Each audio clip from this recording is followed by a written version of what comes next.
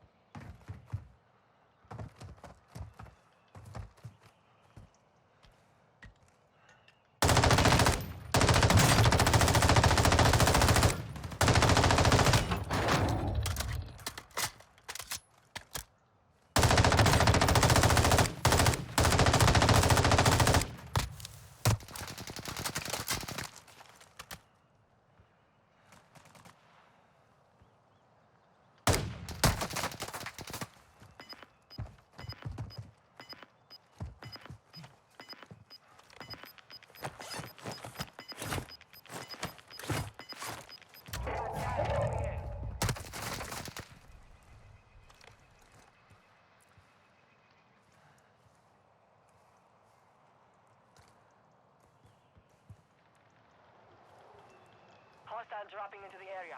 Watch the skies.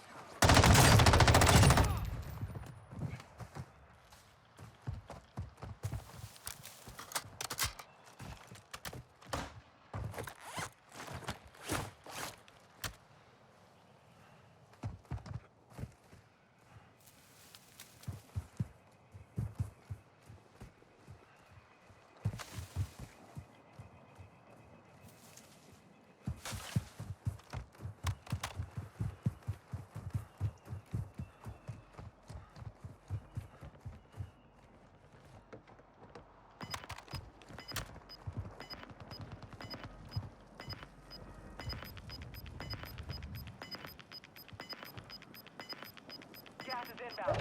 Marking new safe zone.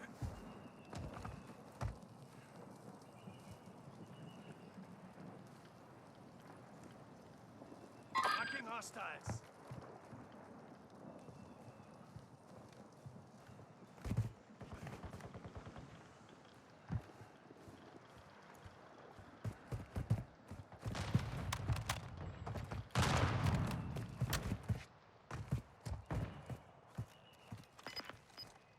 Grid smart. Set it. Copy. Phoenix 2-3 on approach. Strike inbound.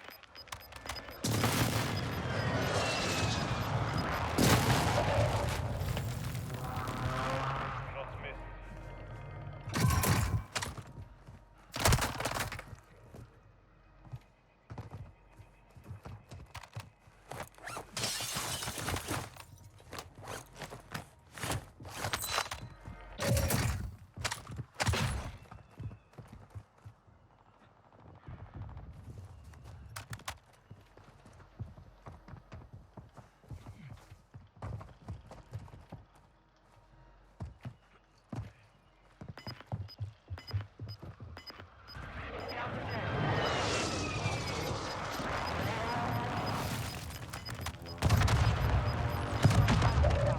Safe zone relocated.